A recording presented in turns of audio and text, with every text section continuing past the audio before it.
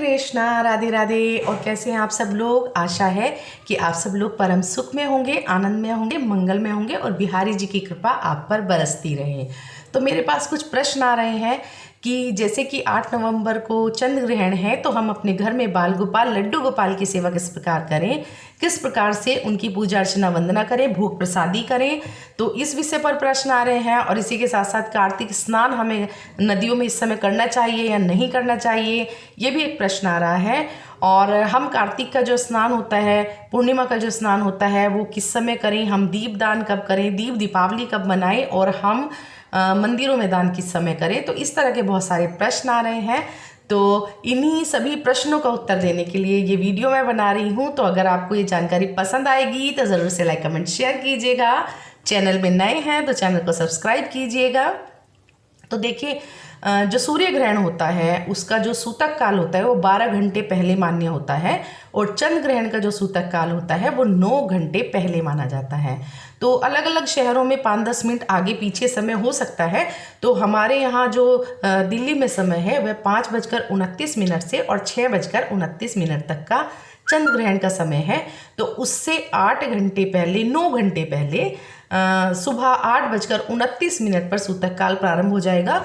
तो आप सभी अपने बाल गोपाल, लड्डू गोपाल को जल्दी उठाकर उनको स्नान इत्यादि कराकर उनको भोग प्रसाद, आरती, पूजा अर्चना वंदना आप उनकी सब करके, और आप 8:29 से पहले पहले ये सब काम कर लेंगे।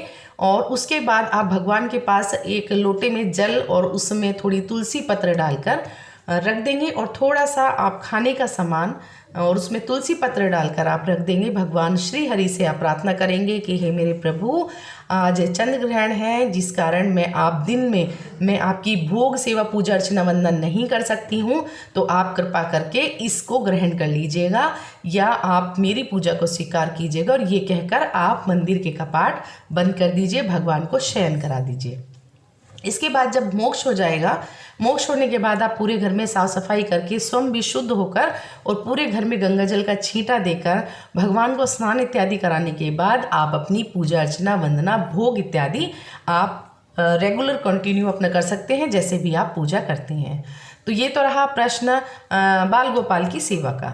इसके बाद जो कार्तिक स्नान करते हैं वो तो सुबह भोर में ही कार्तिक स्नान कर लेते हैं। तो आप कार्तिक स्नान वाला जो आपका अंतिम दिन का स्नान है वो आप 8 नवंबर को सुबह सुबह कर सकते हैं। और फिर प्रश्न आता है कि नदियों में स्नान। देखिए, नदियों में स्नान एक कार्तिक पूर्णिमा है और इसी के साथ साथ ग्रहण है, तो दोनों ही परिस्थितियों में परम सौभाग्यशाली होगा अगर आप किसी भी पवित्र नदी में स्नान करते हैं। तो अगर आपको मौका मिलेगा तो आप अवश्य ही नदियों में स्नान करिए। और आप देव दीपावली हम 7 नवंबर को मनाएंगे, और इस दिन भी आप कार्तिक व्रत का समापन करके दक्षिणा इत्यादि दे सकते हैं जो भी आपको देनी है, या फिर आप ग्रहण के मोक्ष के बाद भी मंदिर में दान पुण्य इत्यादि कर सकते हैं, क्योंकि मोक्ष ग्रहण के बाद तो हम दान पुण्य करते ही हैं, तो उस दिन भी कर सकते हैं, उसमें कोई आपत्ति नहीं है।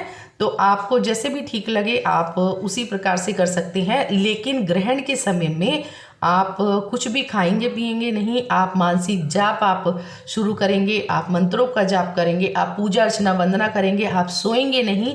और गर्भवती महिलाओं को विशेष तौर से अपना ध्यान रखना है, तो वो उनके ऊपर ग्रहण की किरणें ना पड़े, तो इसलिए आप अंदर ही रहिएगा। और आप नींबू काटकर गर्भवती महिलाओं के पास रख सकते हैं, एक नींबू काटकर लड्डू गोपाल के पास रख सकते हैं, और अपने घर के चारों कोनों में आप नींबू काटकर रख सकते हैं। और ग्रहण खत्म होने के बाद आप इनको फेंक दीजिए। और तुलसी पत्र आपको ग्रहण का सूतक लगने से पहले ही तोड़ लेना है सुबह सुबह, और अपने घर की खाने की सभी चीज़ों में आप तुलसी पत्र रख दीजिए। तो मुझे लगता है कि ग्रहण से संबंधित सारी जानकारी मैंने इस वीडियो में शेयर कर दी है। और अगर आपका इसके बाद भी कोई प्रश्न है तो आप कमेंट बॉक्स में लिखकर मुझे पूछ सकते हैं। जय श्री राधे।